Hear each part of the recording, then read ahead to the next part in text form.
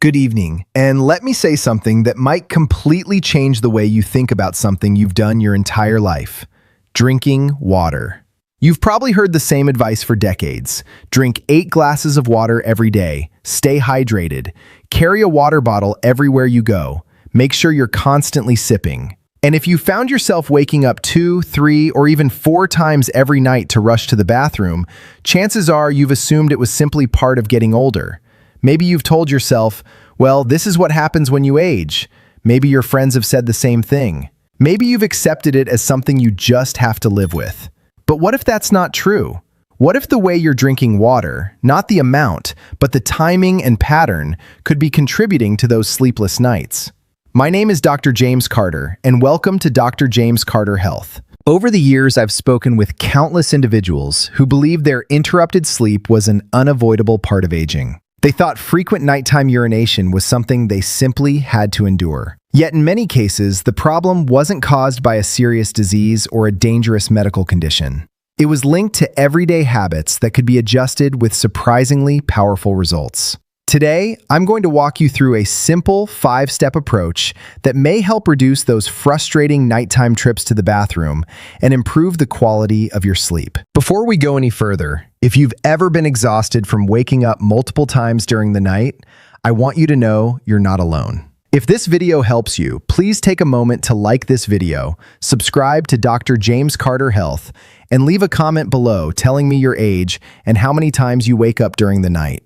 Your experiences help shape future videos, and your story may encourage someone else who feels like they're struggling in silence. Now, let's talk about why this issue matters so much. Many people think nighttime urination is merely an inconvenience. It's annoying, certainly. It disrupts sleep. It makes you tired during the day. But the effects often go much deeper. Repeatedly waking during the night can increase daytime fatigue, worsen concentration, affect mood, and reduce overall quality of life. For older adults especially, getting out of bed several times in darkness can increase the chance of losing balance and falling. The medical term for waking during the night to urinate is nocturia. It sounds complicated, but it simply means nighttime urination. And here's something important to understand. Nocturia itself isn't a disease. It's a symptom. It's your body's way of signaling that something in your routine, health, or physiology may need attention. For some people, it may be related to medications, diabetes, prostate enlargement, bladder conditions, sleep apnea, or heart issues. That's why it's always important to discuss persistent symptoms with your healthcare provider. But for many others, lifestyle changes can make a meaningful difference. And one of the biggest factors often hiding in plain sight is fluid timing. Let's begin with strategy number 5. Many people proudly tell me, "Doctor, I stopped drinking water after dinner." Then I ask exactly when they stopped, and they answer, around 8 o'clock. Unfortunately, that timing may still be too late. Your kidneys are remarkable organs. Think of them as highly efficient filters working around the clock. They help regulate fluid levels, remove waste products, and maintain balance throughout your body. But just like your brain and digestive system, your kidneys follow a natural daily rhythm. During the daytime, when you're active and moving around, they tend to process fluids more efficiently. As evening approaches and your body prepares for sleep, several internal systems begin slowing down. Ideally, urine production also decreases during the night so that you can rest without interruption. However, when large amounts of fluid are consumed close to bedtime, your kidneys have no choice but to continue processing that extra volume while you're trying to sleep. Imagine an office preparing to close for the day. Employees are finishing tasks and shutting down operations. Then suddenly, someone drops an enormous stack of paperwork on everyone's desk and expects it all to be completed immediately. That's similar to what happens when you drink large amounts of fluid late in the evening. As we age, this process becomes even more noticeable. The body's ability to concentrate urine overnight naturally changes over time. That means older adults may already be more susceptible to nighttime urination before evening drinking habits even enter the picture. For many people, setting an earlier fluid boundary can help. Instead of waiting until 8 or 9 at night to stop drinking, consider gradually shifting most of your fluid intake earlier in the day and limiting large beverages in the few hours before bedtime. Now, this doesn't mean you should ignore thirst completely. If you're genuinely thirsty, small sips may be appropriate. The goal isn't dehydration. The goal is smarter hydration. One woman I once spoke with had been waking up 4 times every single night for years. She stopped taking long road trips because she constantly worried about restroom access. She dreaded overnight stays away from home. After adjusting the timing of her fluids and implementing several of the strategies we'll discuss today, she noticed improvements within days. For the first time in years, she slept through most of the night. She told me she finally felt free again. That's the thing about good sleep. You don't fully appreciate how valuable it is until you've been deprived of it. Now let's move to the next strategy, and this one surprises almost everyone. Many people assume the answer is simply to drink less water overall. In reality, the opposite may be true. The issue isn't always excessive hydration. Sometimes it's poorly timed hydration. Think about your daily routine. How often do you skip drinking water throughout the morning because you're busy? Maybe you have coffee with breakfast, get distracted by errands or work, and suddenly realize by late afternoon that you haven't had much to drink all day. Then evening arrives. You remember you need water. You start catching up. You drink several glasses during dinner, maybe another while watching television, and perhaps one more before bed because you've always heard staying hydrated is important. This pattern is incredibly common. Unfortunately, it may also be contributing to nighttime bathroom visits. A helpful concept is something called front-loading hydration. In simple terms, it means drinking a greater portion of your fluids earlier in the day. When you hydrate consistently during the morning and early afternoon, your body has plenty of time to utilize and process those fluids while you're awake and active. Your kidneys are functioning during their most efficient hours. Your muscles, tissues, and organs receive the hydration they need, and you're less likely to spend the evening trying to catch up. One practical way to start is by drinking water shortly after waking. Before reaching for another cup of coffee, consider having a couple of glasses of water first. Then continue drinking moderate amounts throughout the morning. Aim to make early day hydration your priority rather than an afterthought. By mid-afternoon, many people find they've already consumed the majority of the fluids they need. After that point, drinking can become more intentional and moderate. Not excessive, not restricted, balanced. There's another reason this matters. As we age, our sensation of thirst may become less reliable. In other words, your body may actually need fluids before your brain sends a strong signal telling you to drink. This means many older adults spend portions of the day mildly dehydrated without realizing it. Then later, when thirst finally becomes noticeable, they compensate by drinking large amounts during the evening. It's an understandable habit, but it may not be the most sleep-friendly one. I remember hearing from a gentleman who approached his health with incredible precision. Once he understood this concept, he created a hydration schedule for himself and followed it consistently. Weeks later, he said something that stuck with me. I forgot what it felt like to sleep through the night.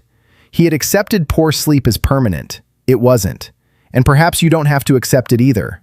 Before we continue, if this information is helping you see your nighttime routine differently, please subscribe to Dr. James Carter Health and share this video with someone you care about. There are countless people lying awake every night believing nothing can change. Sometimes the right information arrives at exactly the right moment. Now, the next topic often raises eyebrows. It involves minerals.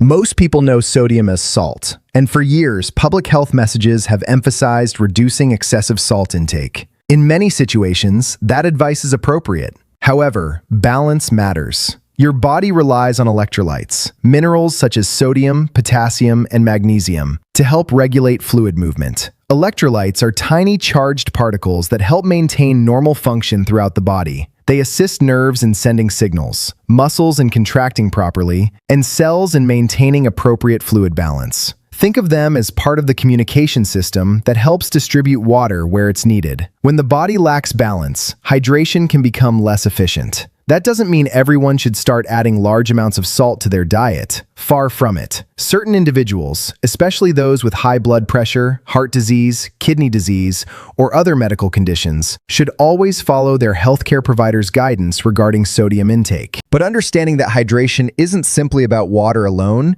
can be incredibly valuable.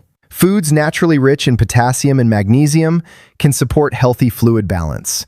Bananas, leafy greens, avocados, seeds, nuts, beans, and other nutrient-rich foods provide minerals that support many essential functions.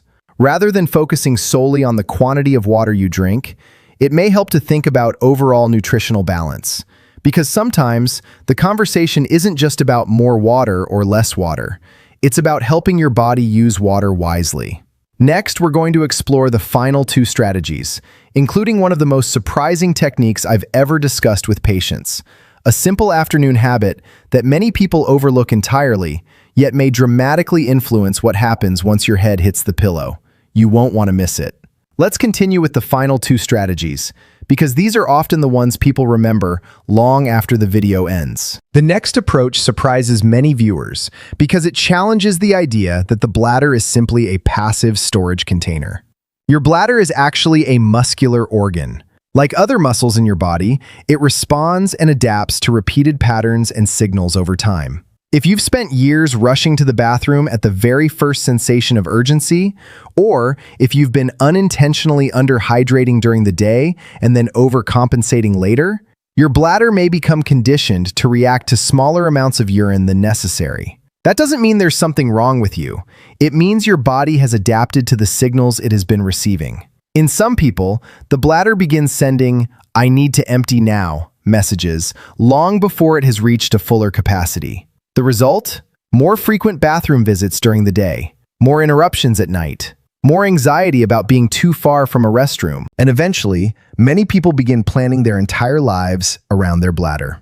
If this sounds familiar, I want you to hear something important. Patterns can often be retrained. Just as muscles become stronger through consistent practice, bladder habits can sometimes improve with gentle, structured changes. One approach many healthcare professionals discuss is bladder training. Bladder training simply means teaching the bladder to tolerate slightly longer intervals between bathroom trips, rather than responding instantly to every mild sensation. This should never involve pain or forcing yourself to wait excessively. Instead, it involves gradual, manageable adjustments. For example, if you typically use the restroom every hour during the day, you might begin by extending that interval by 10 or 15 minutes. Over time, some individuals notice that urgency becomes less intense and less frequent. Another calming evening habit that some people find helpful involves creating a predictable wind-down routine.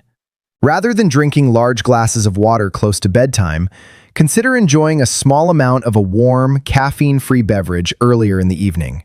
For some people, herbal teas such as chamomile may become part of that routine. Chamomile has long been associated with relaxation and may help signal to both the mind and body that it's time to slow down. Of course, herbal products aren't appropriate for everyone. Certain teas can interact with medications or trigger allergies. If you're unsure, discuss options with your healthcare provider or pharmacist. The real power of the ritual isn't necessarily the beverage itself. It's the consistency. A calm routine tells your nervous system that the day is ending. Lights dim, screens turn off. Your body begins shifting toward rest. Your bladder receives more predictable signals. Your sleep environment becomes more supportive. Pairing this evening ritual with gentle movement can also be beneficial. Something as simple as a short walk after dinner can encourage circulation and help your body process fluids while you're still upright and active. You don't need an intense workout. You don't have to power walk around the neighborhood. Even 15 to 20 minutes of comfortable movement can be enough. Many viewers underestimate the importance of circulation, but circulation plays a much larger role in nighttime urination than most people realize. Which brings us to the number one strategy. If there is only one thing you remember from this entire video, I hope it's this: pay attention to your legs. It sounds almost too simple. What could your legs possibly have to do with waking up at midnight to urinate? The answer is actually fascinating. Throughout the day, gravity is constantly at work. If you spend long periods sitting, standing, traveling, watching television, reading, or working, fluid naturally shifts downward and can accumulate in the lower legs and ankles. You may notice this as mild swelling. Perhaps your socks leave marks. Maybe your shoes feel tighter in the evening than they did in the morning. Many people dismiss these changes as just getting older. But here's what often happens. When you finally lie down to sleep, gravity no longer pulls that fluid downward. The fluid that accumulated in your legs begins moving back into your circulation. Your kidneys then recognize the increased fluid volume and start processing it. And where does that processed fluid go? Into your bladder, often during the first few hours of sleep. This means you can stop drinking fluids hours before bedtime, use the bathroom before getting into bed, and still find yourself waking up shortly after falling asleep. Not because you did something wrong, but because your body is redistributing fluid that collected earlier in the day. For some individuals, one practical strategy involves elevating the legs during the afternoon. This doesn't require expensive equipment. You can lie comfortably on a couch or bed and support your legs with pillows so that your feet rest above the level of your heart. You might read a book, listen to music, watch your favorite television program, use the time to relax. The purpose is to encourage some of that fluid to return to circulation earlier in the day while your kidneys are still operating during waking hours. That way, your body has an opportunity to eliminate excess fluid before bedtime rather than during the middle of the night. Consistency matters. One afternoon may not transform your sleep, but regular practice can support the body's natural rhythms. Some people also benefit from wearing mild compression socks during the daytime. Compression garments gently encourage circulation and may help reduce fluid accumulation in the lower legs. Again, these aren't appropriate for everyone. Individuals with certain circulation problems should consult their healthcare providers before using them. But for the right person, they can become another helpful tool. I remember hearing about an older woman who had become increasingly afraid of nighttime falls. Every trip to the bathroom felt dangerous. She worried constantly about losing her independence. After working with her healthcare team and making several practical adjustments to her daily routine, she began sleeping for longer stretches. Her confidence returned. She resumed activities she had stopped doing. She felt more like herself again. And that's what I want to emphasize before we finish today. This conversation isn't just about the bathroom. It's about your life. It's about energy. It's about confidence. It's about relationships. It's about being able to travel without fear. It's about enjoying dinner with family without calculating how many times you'll need to get up later that night. It's about feeling safe in your own home. Broken sleep affects nearly every aspect of well-being. When sleep suffers, mood often suffers. Memory can become less sharp. Patience becomes harder to maintain. Daily activities require more effort. Even joy can begin to fade around the edges. I've spoken with individuals who felt embarrassed discussing nighttime urination. They believed they were the only ones struggling. They worried they were somehow failing. Please hear this clearly. You are not alone. Millions of people experience these symptoms, and many of them improve once the contributing factors are identified and addressed. At the same time, it's important to recognize when professional evaluation is necessary. Please talk with your healthcare provider if you notice blood in the urine, pain during urination, fever, sudden changes in urinary habits, significant swelling, severe thirst, unexplained weight loss, or symptoms that continue despite lifestyle modifications. Conditions such as urinary tract infections, diabetes, enlarged prostate, overactive bladder, sleep apnea, heart disease, medication side effects, and kidney problems can contribute to nighttime urination and deserve proper medical evaluation. Never ignore persistent symptoms. Knowledge empowers you, but personalized medical care protects you. Now, let's quickly recap the strategies we discussed today. First, consider moving the majority of your hydration earlier in the day and reducing large amounts of fluid close to bedtime. Second, prioritize morning and early afternoon hydration instead of trying to catch up during the evening. Third, remember that healthy hydration involves overall nutritional balance, including adequate intake of important minerals through a nutritious diet, while always following your healthcare provider's recommendations regarding sodium and other dietary restrictions. Fourth, support your bladder with calming, predictable evening routines, gentle movement, and gradual habit adjustments when appropriate. And fifth, and perhaps most surprisingly, pay attention to fluid that may be accumulating in your legs during the day by supporting healthy circulation and considering strategies like afternoon leg elevation if recommended by your healthcare provider. You don't have to tackle everything at once.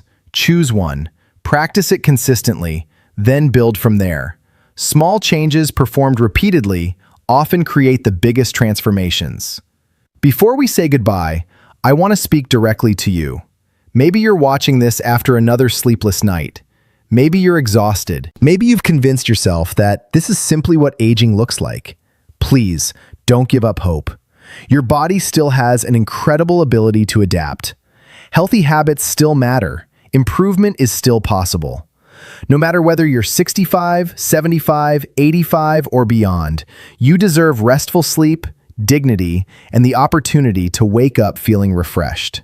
Thank you for spending this time with me here on Dr. James Carter Health.